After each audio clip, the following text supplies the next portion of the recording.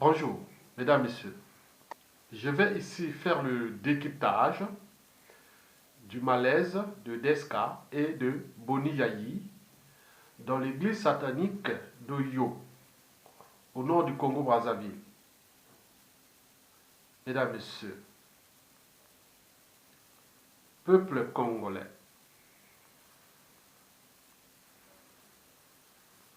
Boni Yayi, l'ancien président de la République du Bénin, accompagné de Desca, l'ancien patron du FMI, oui, Boni Yayi, ancien président béninois, accompagné de Desca, ancien ministre de l'économie et des finances français, et qui fut d'ailleurs secrétaire général du Fonds monétaire international. Vous connaissez l'histoire. Dominique Strauss-Kahn, oui, il fait partie de ce qu'on appelle ici, en France, la gauche caviar. La gauche caviar, c'est celle qui a ruiné la France. Eh bien oui. Desca fait partie de la gauche caviar, des socialistes et tout compagnie qui ont ruiné aussi la France. Vous savez qu'avant tout, les gens qui partaient au mangeoire du dictateur Sassou Nguesso, c'était majoritairement des gens de la droite française. Mais depuis, on trouve aussi maintenant beaucoup de cette oligarchie politico-affairiste aussi de gauche. Elle n'est plus que de droite. Donc, nous allons traiter ces problèmes-là. Et pourquoi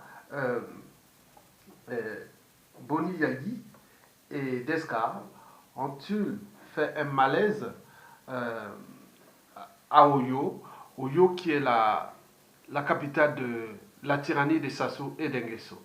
Mesdames, Messieurs, peuple congolais, le 10 mars 2019, Desca et Boni Yayi, respectivement anciens patrons du Fonds monétaire international et ancien président du Bénin, figuraient parmi les invités d'honneur du dictateur Denis Sassou Nguesso. Mesdames, Messieurs, le 10 mars 2019, Desca et Boni Yayi étaient au premier rang de l'inauguration de la basilique d'Oyo, au nord du Congo-Brazzaville, célébrant ainsi le 10e anniversaire de la mort d'Edith Sassou Nguesso, alias défunte épouse du défunt dictateur gabonais Omar Bongo.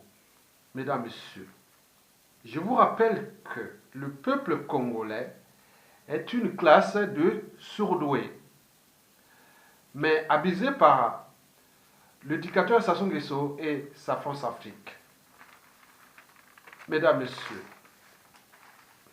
si cette cérémonie fut un non-événement pour le peuple congolais, vous connaissez bien les raisons, mais du côté du dictateur et de toute cette racaille France-Afrique, ce fut pour eux l'occasion de se moquer un peu plus du peuple congolais et surtout de piller encore de plus ce peuple congolais, ce pays, le Congo-Brazzaville. Mesdames, Messieurs, avant les décryptages du malaise de Desca et de Boni Yayi dans l'église satanique nouvellement inaugurée à Oyo, le village du dictateur, je vais devoir vous donner quelques chiffres près du coût financier déjà de la construction de cette église et de l'événement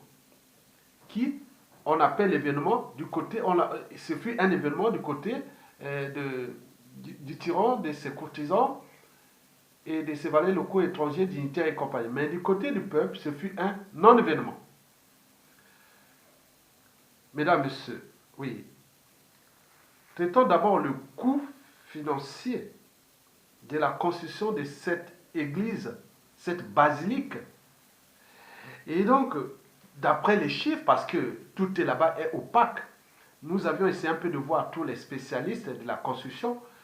Ils disent que cet édifice, si c'était par exemple en France ici, ce serait évalué autour de 2 millions d'euros. Mais or là-bas, le coût est estimé autour de 15 à 20 millions de dollars. Donc, des deniers publics congolais. Pour rappel que l'université Maringouabi, l'unique université Maringouabi construite par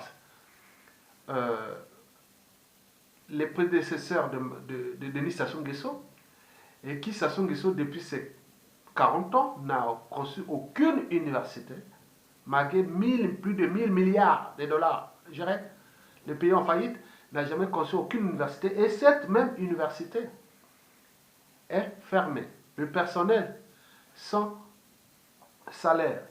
N'oublions pas les bourses des étudiants non payées, les pensions, retraites, pareil. Les fonctionnaires accusent des retards de salaire de 8 à 18 mois. Et donc c'est le pouvoir d'achat là qui est en jeu. Vous savez que le pouvoir d'achat fait partie des indicateurs macroéconomiques qu'on le met dans le bloc qu'on appelle taux de croissance ou produit intérieur brut et compagnie. Parce qu'il y a 3 indicateurs majeurs. Il y a le pouvoir d'achat, donc les salaires, les pensions, les bourses et tout ce que les gens peuvent consommer.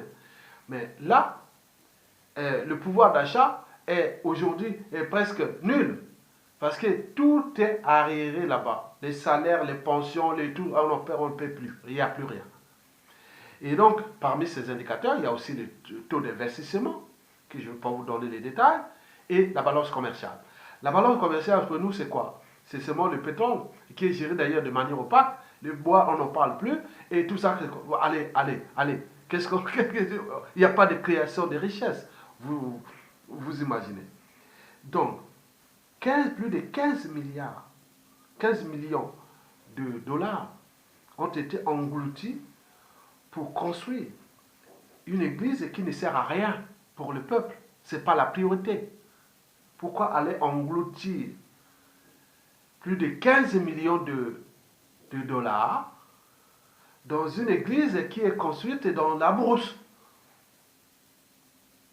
Donc on imagine les mentalités, habitudes et comportements de ce monsieur et qui résiste encore au stade de la sélection. Il est encore au stade de la sélection naturelle.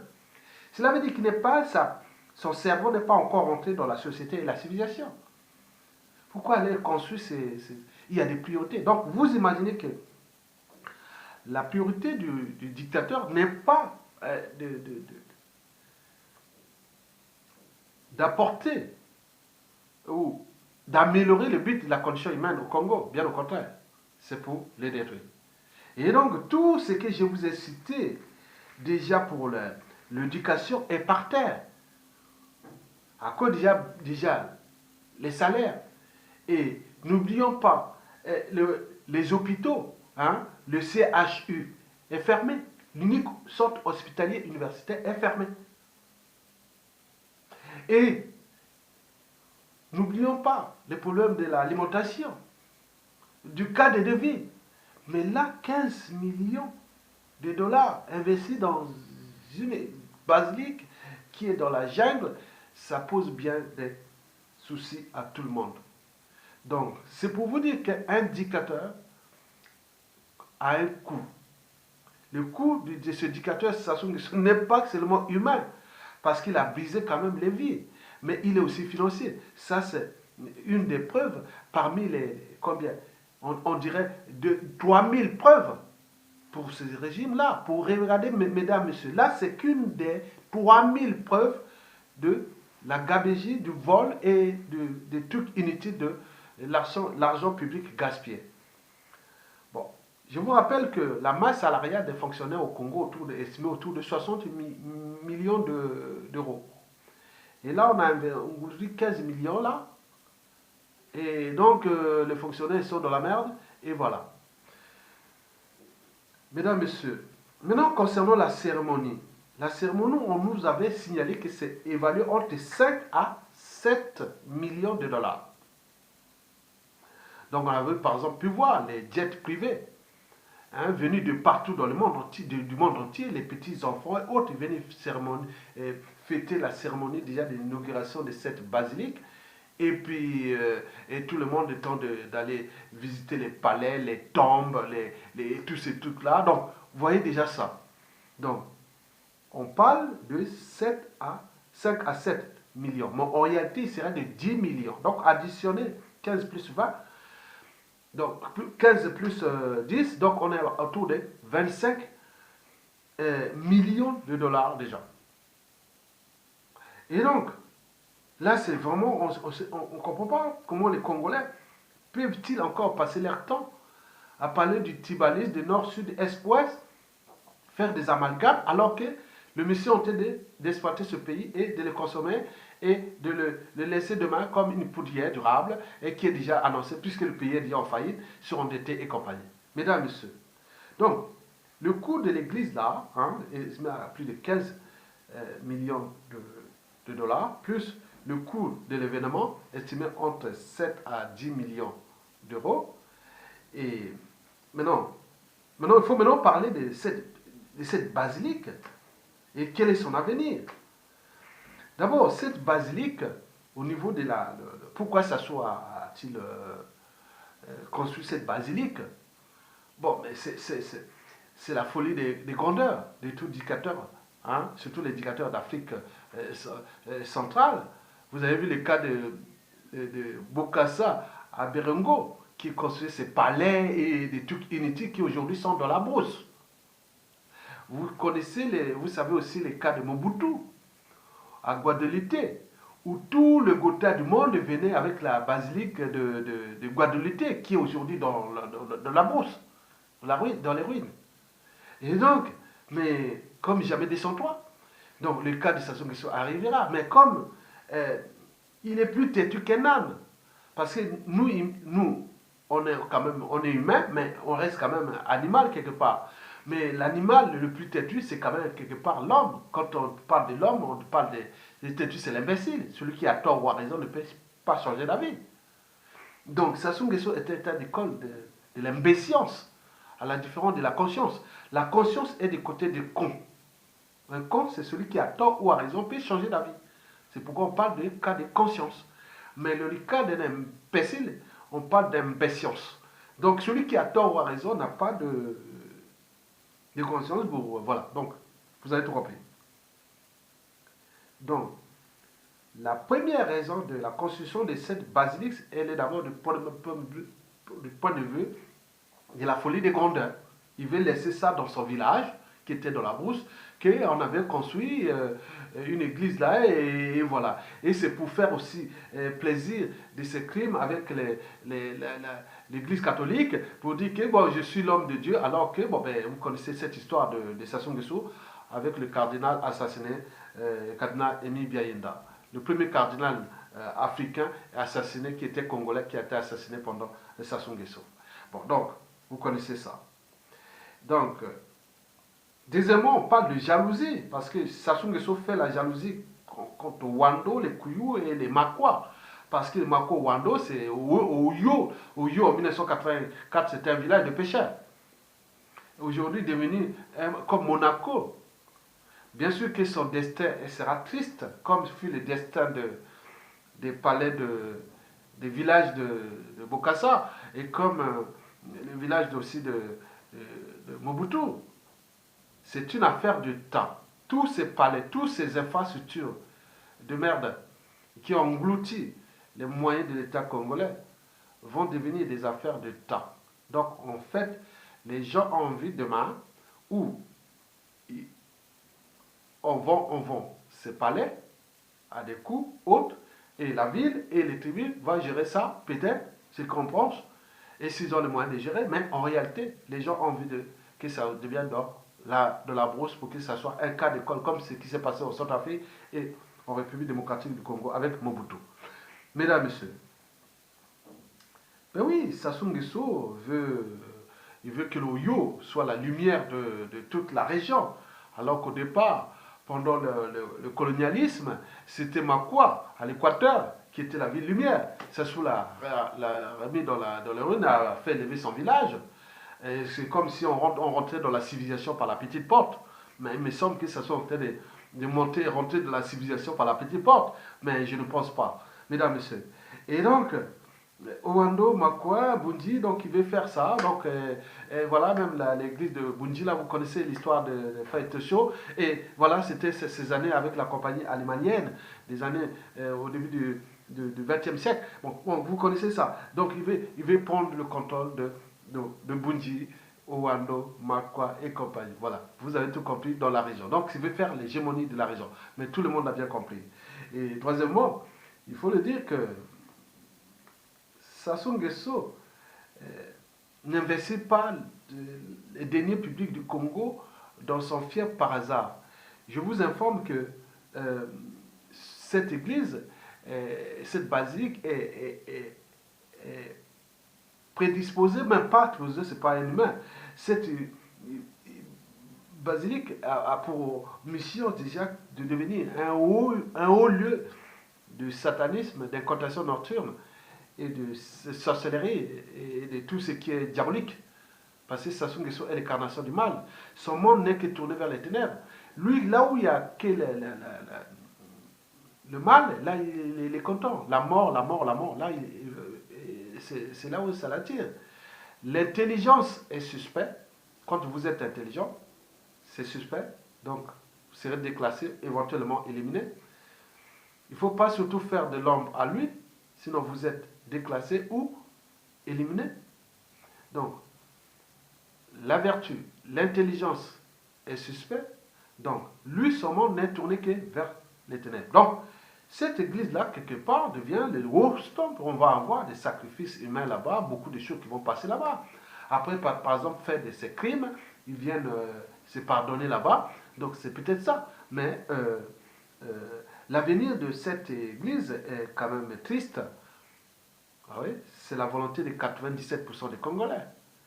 Donc, nous avions déjà des cas d'école.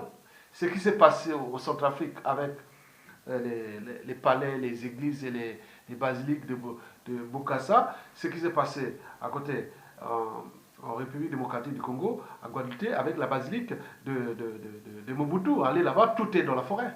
Nous sommes en zone équatoriale. C'est-à-dire, nous sommes l'Amazonie de l'Afrique. Donc, vous laissez ces endroits-là, par exemple, Mobutu, c'est comme il y a à peine 20 ans. 20 ans déjà, hein, plus de 22 ans. Regardez, c'est devenu... La forêt a repris ses droits, la nature a repris ses droits.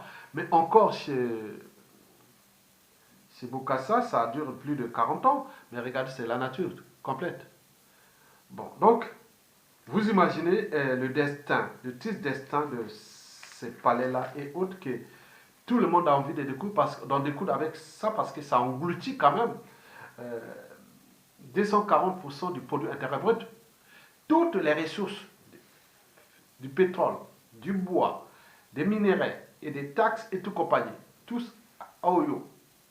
Une grande partie a été investie là et l'autre partie est mise dans les biens immobiliers, hein, les biens mal acquis partout dans le monde, les paradis fiscaux. Et là, ils s'acharnent toujours à construire ces infrastructures de merde là.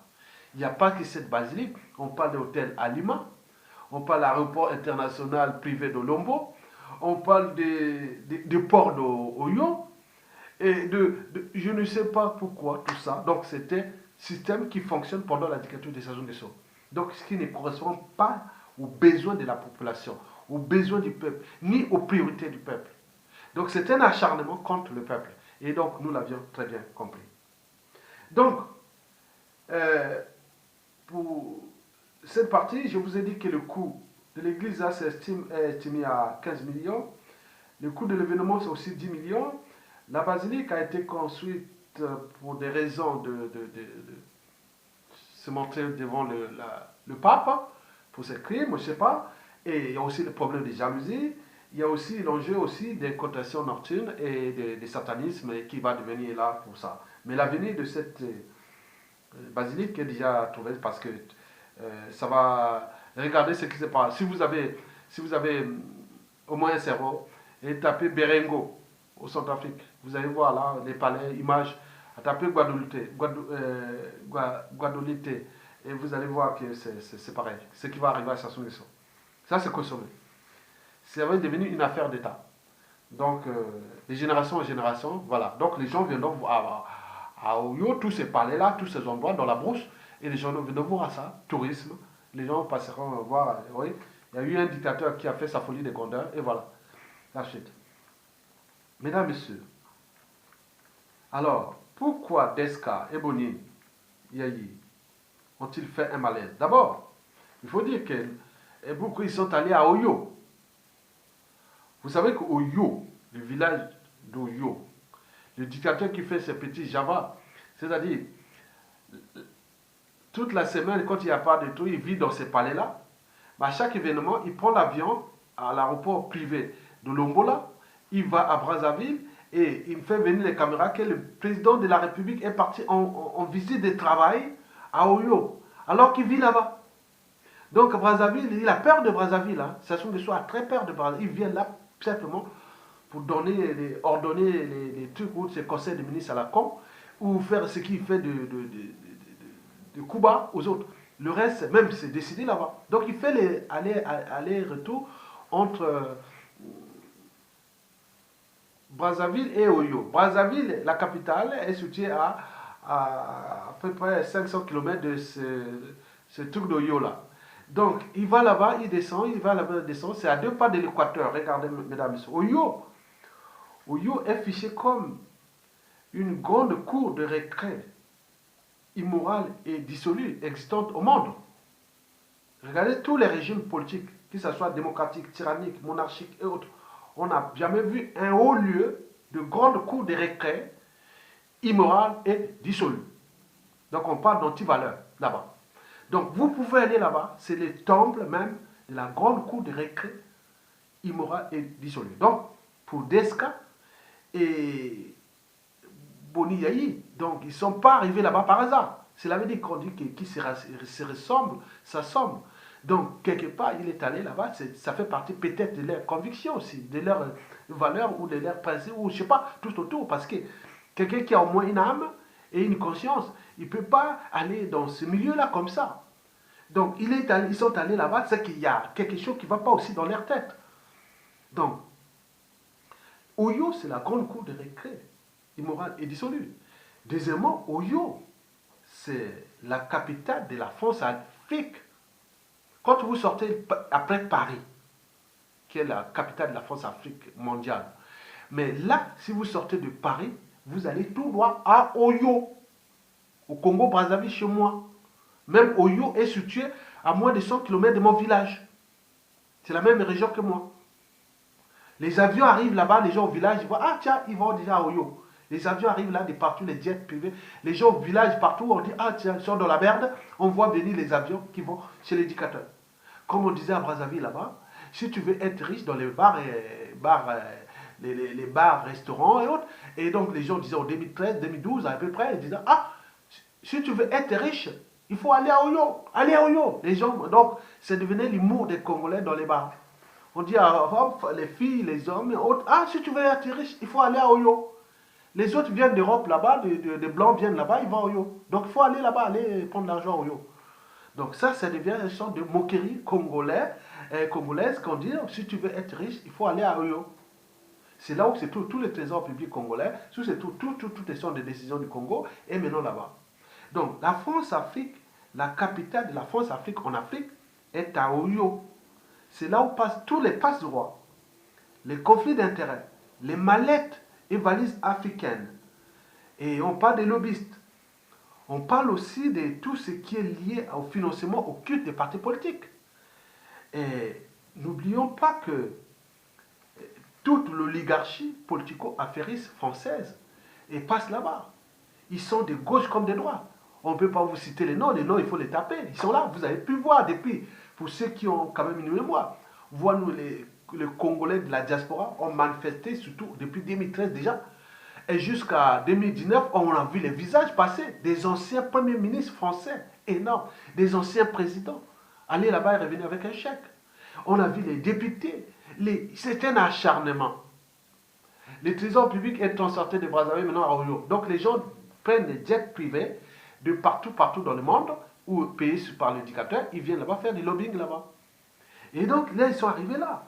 Donc, l'arrivée là-bas, donc, Oyo, c'est ça. Donc, nous sommes en présence d'une grande cour de récré et en plus d'un haut lieu de la France-Afrique.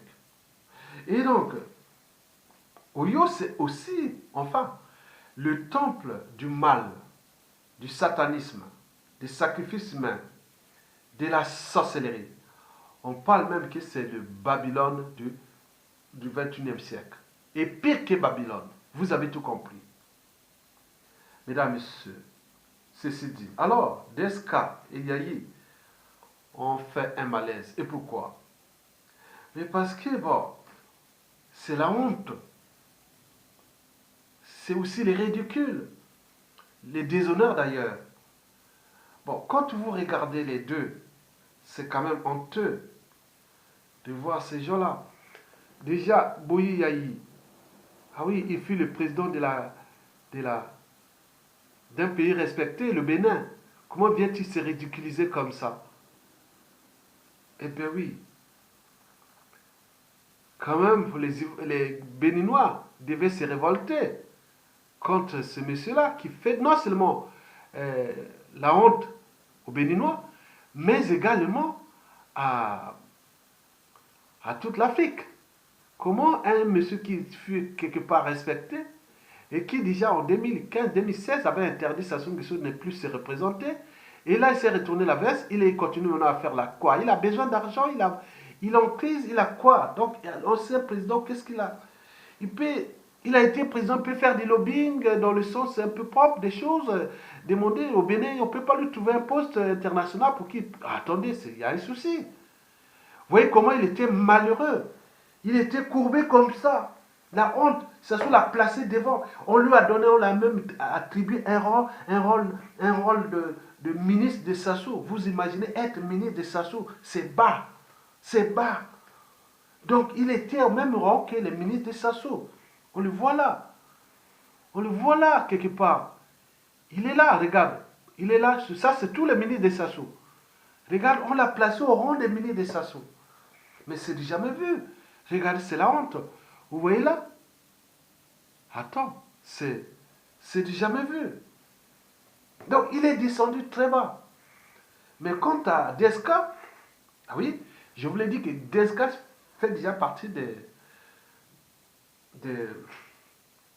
la gauche caviar qu'on en parlait ici en France, Desca. C'est la gauche caviar qui a ruiné la France. Ils se sont enrichis ici. Ils ont tous des biens. Ils ont fait que la politique, ils ont des chalets, ils ont des comptes bien garnis, ils ont tout. Donc la politique paye, quelque part. Quand on voit ça, on dit non, oui, la politique, et c'est pourquoi ils sont des carriéristes. Eh oui, donc il abuse de son image d'ancien point pour aller servir un dictateur agonisant à bout de souffle, au bout de rouleau, qui à tout instant va être chassé par le peuple dans les conditions prévues par l'expression de la volonté générale. Oui, Desca était, quand vous voyez là sur la photo, vous voyez qu'il était très nerveux. Et attention, risque d'AVC, attention, c'est la honte. Mais bien sûr qu'ils étaient obligés. Ils étaient obligés parce que c'était un contrat. Ils ont certainement signé un contrat. Le contrat, c'est quoi? D'abord, il y a un passeport commun. C'est d'abord le magot. Le magot, l'argent. Oyo, c'est le centre des trésors privés du dictateur. On les trouve dans les tombes. Ils sont aseptisés, bien sécurisés. Les tombes là en bas, c'est des cavernes d'Ali Baba, des liquidités en euros, dollars. N'oublions pas les lingots d'or et tout ce qu'ils ont pillé dans tout le pays. Et aussi, ils ont fait des affaires en République démocratique du Congo avec tout ce qu'ils ont fait du mal de l'exploitation des minéraux en Centrafrique, on sait le bazar, donc ils ont tout stocké là-bas. Le jour où Sassou Nguesso tombe, les armées, les armées du peuple, la première chose, c'est aller sécuriser Oyo, tout autour. Dès que Sassou tombe, il faut sécuriser, personne ne sort là, ne bouge. Vous savez qu'à la fin de la Deuxième Guerre mondiale, la priorité des Américains n'était pas seulement d'aller chasser les nazis, non. C'était aller récupérer la matière grise, le cerveau allemand. Et surtout, après la libération des camps de concentration et puis la guerre froide qui commençait. Mais nous, à la chute de Sassou Nguesso, la première, si c'est manière brutale, la première c'est de sécuriser sur un rayon de 10 km, tout autour de l'Oyo. Personne ne bouge, personne ne rentre. Déjà, l'aéroport international privé d'éducateurs. En bas, là-bas, il y a des sons, on casse des armes là-bas, on casse plein de choses là-bas. Et n'oublions pas les palais. L'église, là, peut-être qu'ils ont mis encore beaucoup de choses là-bas. Peut-être qu'il y aura des trucs du cannibalisme, ou je sais pas, on vide les sons, on fait ça. Il y a beaucoup de trucs. Il faudra vraiment étudier ça. Donc, chaque chose a un début, une fin. Nous serons au courant de ça. Ça, il n'y a pas de souci. Ça va sortir, parce que c'est le Congo, c'est le peuple. Le peuple, c'est vous et nous. Ce qu'ils ont fait là, ça va revenir à nous. Donc, je vous dis simplement que ce qui les a tirés là-bas, c'est tout justement ce magot.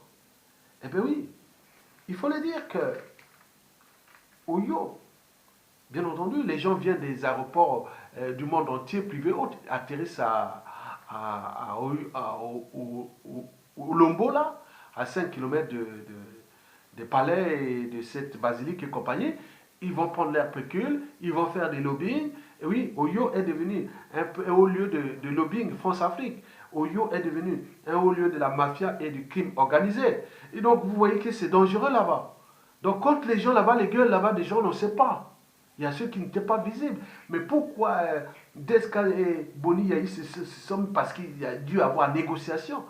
Et peut-être qu'ils sont en position de faiblesse aussi.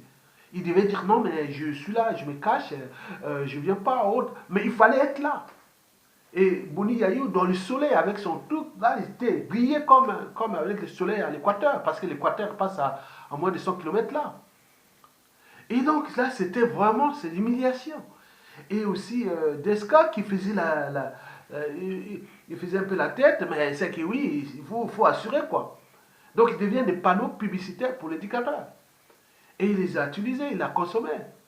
Et vous allez chercher la richesse, et voilà, on vous humilie. Et c'est très bien comme ça. Mais c'est surtout pour le Bénin, qui est humilié. Nous avions beaucoup la deuxième communauté africaine au Congo-Brazzaville, c'est les Béninois, non?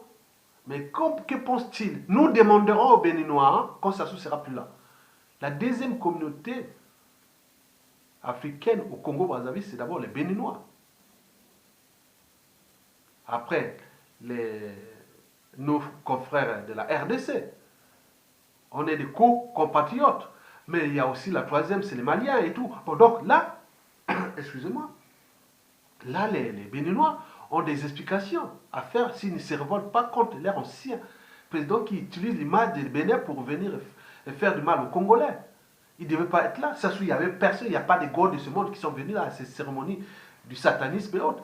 Mais non, quant au cas de Dominique Toscane, il a des soucis parce que là, c'est le dégoût vraiment de la France. C'est montre vraiment qu'ils regardent la France-Afrique. Et là, ils sont partout. Dernièrement, on a parlé de Kouchner, Bernard Kouchner, qui est aussi allé faire ses petits tours. Ils vont là-bas, les Rachida Dati, ça ne s'arrête pas. C'est un acharnement. Et en plus de ça, les gens disent non, mais on retrouve beaucoup de juifs. Je ne suis pas antisémite, mais je dis que quand même, c'est quand même quelqu'un qui fait la solution finale, les crimes de sang et de masse. Et beaucoup de juifs viennent là-bas faire les trucs. Il y a un problème. C'est le paradoxe. Donc là, nous sommes du coup de la France, avec ces genres de Dominique Toscane qui font là, et voilà la France-Afrique, et qu'on en parle. Et parce que ça revient. Au moment où je vous parle, il y a combien ils dorment à Oyo là-bas. Et combien sont là en train de squatter pour les réseaux France-Afrique, parce qu'il y a plusieurs réseaux France-Afrique. Hein. Il y a les réseaux des multinationales totales et autres. Il y a les réseaux de cette oligarchie politico-affairiste française qui a pris la France comme compagnie d'assurance pour aller s'enrichir là-bas en Afrique. En venant que je viens de France, je suis autre. Bon, il y a la France-Afrique des réseaux francs-maçonniques. Et n'oublions pas la France-Afrique des intérêts vraiment vitaux de la France, c'est-à-dire le fonds CFA, les bases militaires et toute cette organisation qui tire vers le bas l'Afrique. Donc c'est une zone sans espoir, comme disaient déjà les Chinois, ou même les Russes, ou même les Allemands, et tout le monde est au courant que la France doit décoloniser l'Afrique francophone, sinon s'il ne veut pas qu'il se retrouve dans un suicide collectif. Parce que tous ces pays, déjà la zone CEMAC est en mort clinique, dans la merde, et ne va pas s'arrêter. Tant qu'on parlera des Sassou Nguesso, des Bongo, des Biya, des Idi Déby. La Centrafrique, c'est déjà ça affranchi de cette zone France-Afrique qui commence à bien poser des problèmes. En ce moment, elle est seule dans la sous-région. Mais le renfort ne va pas tarder d'arriver. Et donc la France pourra être... merci, non merci, non merci. C'est ça le danger. Donc la France doit prendre les responsabilités en écoutant nos vidéos. Moi, nous sommes les gens qui ont l'esprit de synthèse. Et donc on comprend bien les enjeux. Nous ne sommes pas des idéologues ou des utopistes. Non, utopie on peut dire. Moi je suis pragmatique. Comment arbitrer, comment positionner, comment trouver des synergies et autres. Mais il y a une priorité. Ces dictateurs dégagent, ont conçu un nouveau dynamisme, comme cela se passe dans le bloc anglophone d'Afrique, qui est plus dynamique. Vous allez au Kenya, aujourd'hui Éthiopie, vous allez au Ghana, au Nigeria, Botswana, Namibie, ce sont des Gotha des pays les plus avancés d'Afrique. Mais quand on voit l'Afrique francophone dans le noir total, mais à cause de qui? Parce que la France, pour asseoir son rang mondial, elle maintient ces dictateurs-là par la force, par les renseignements et par la brutalité. Et c'est un suicide. Et parce que la France n'est plus seule. La France n'a pas su que la guerre froide avait terminé et que là on disait que le gendarme de l'Afrique, c'est fini. La France n'a pas su que l'Internet est arrivé. Les gens deviennent de plus en plus informés. Et donc, chaque personne devient une chaîne de télévision. Je suis là une chaîne de télévision. Je n'ai pas besoin d'aller... Écoutez, moi, je suis une chaîne de télévision. Quand je vois même les gros médias, leurs vidéos qu'ils publient ne dépassent même pas en audience parfois mes vidéos. Donc, je suis une chaîne de télévision. Vous et nous et autres.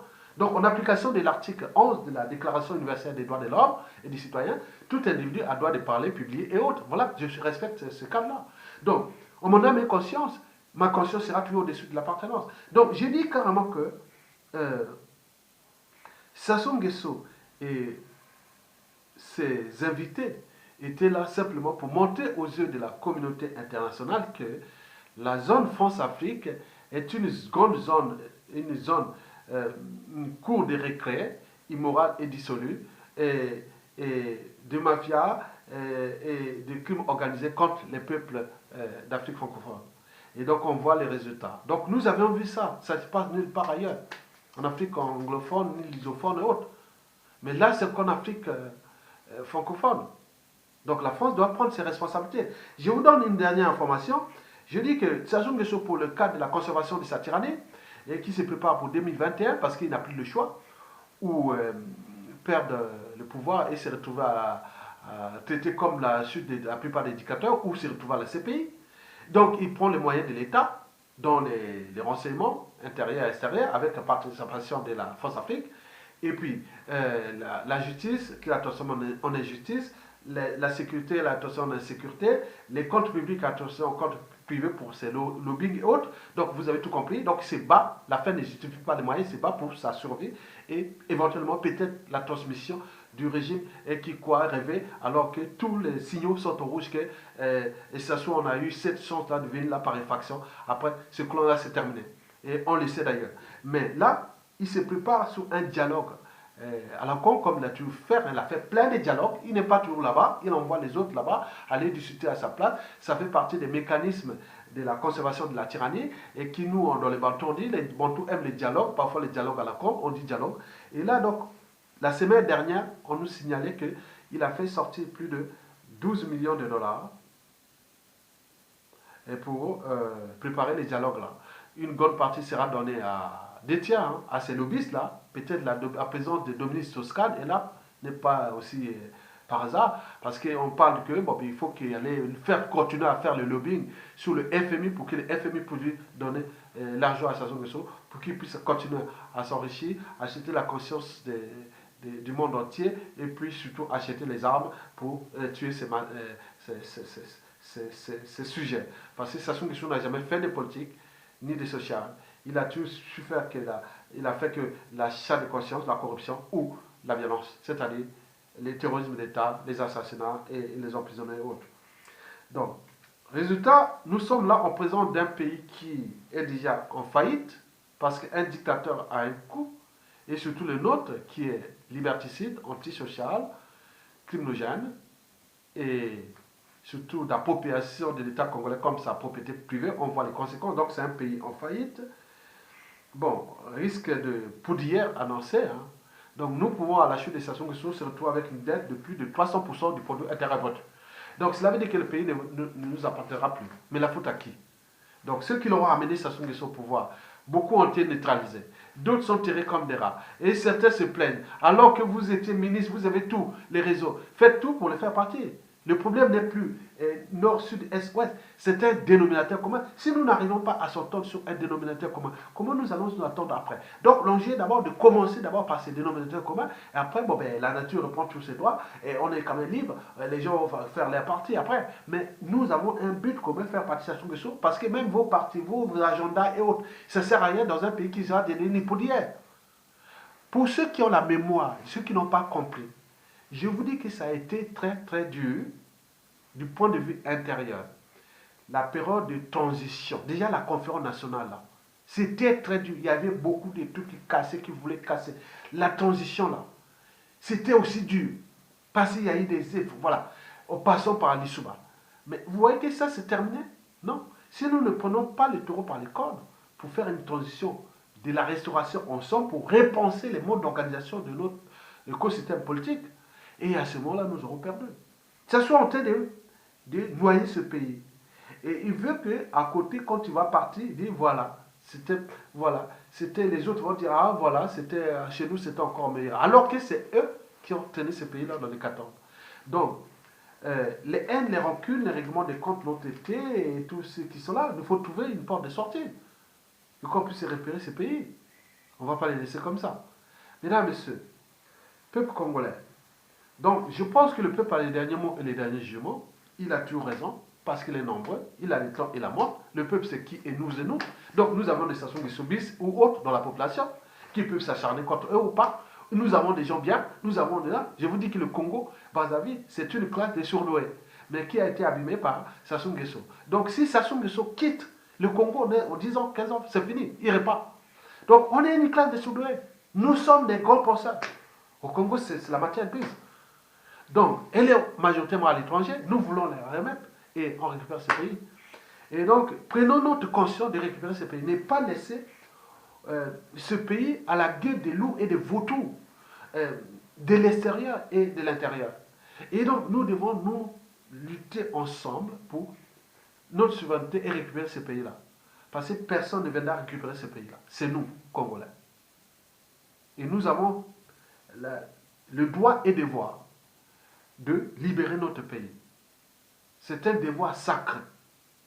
Par conséquent, ceux qui se définissent comme politiciens, militaires, civils, citoyens, autres, doivent prendre ses responsabilités. Je suis une chaîne de télévision, ici. Vous aussi, vous pouvez créer votre chaîne de télévision, multiplier ces chaînes de télévision pour que ça monte aux yeux du monde, et aussi c'est des outils d'aide dans la décision demain, et pour les besoins même historiques. Les gens vont comprendre que ce qui s'est passé. Parce qu'on n'avait pas des informations. On nous trompait tout le temps. Depuis les années 50 jusqu'à l'arrivée d'Internet, on nous trompait tout le temps. Mais nous, là, tout est visible. Il suffit de croiser les informations et vous faites. Je ne suis pas en contact avec ces gens-là, mais je croise toutes les informations. Je pense que je peux prendre le nécessaire. Donc, l'autocensure, c'est moi-même, en fonction de ma conscience. Donc, je suis une chaîne de télévision. Devenez une chaîne de télévision pour faire partie de sa fonction. Vous devez être en émettre, comme des chiens, les licaons, autres. Il y a ceux qui font les relais, il y a d'autres qui font. Donc, nous sommes là à voir les gens qui ont la même mission que vous. Et ça, là, alors là, vous verrez que le combat contre la dictature des Sassou et des Nguesso devient passionnant. Il est d'ailleurs passionnant. Il va devenir passionnant. Parce qu'à la libération, l'allié sera général. Et je vous remercie pour votre écoute. Et vivement la fin de la dictature. Parce qu'elle est agonisante. Elle est au bout de souffle, elle est au bout de rouleau. On le sait qu'il y a la géopolitique, la périphérie, en tension contre Sassou. au niveau endogène, et il reste seulement quelque chose qui va, boum, c'est fini. C'est bon, ça s'arrête, arrête. On lui a envoyé les vidéos, les rappels, trouvons les solutions, mais là, il continue à s'acharner contre les dignes fils du Congo, et ça ne va pas s'arrêter, parce que Sassou ne partira pas comme ça, sans rapport de force. Vous l'avez tout compris. Mesdames, Messieurs, je vous remercie.